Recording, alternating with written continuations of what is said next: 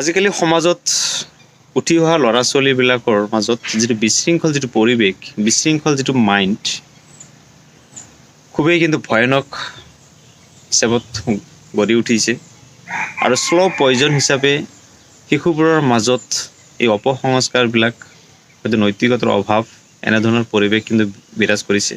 আজিকালি সমাজত হয়তো পেৰেণ্টছসকল যদি আমি সতৰ্ক নহওঁ, তেতিয়াহ'লে কিন্তু নিজৰ ল'ৰা ছোৱালীবোৰ ভুল পথত পৰিচালিত হোৱাটো নিশ্চিত।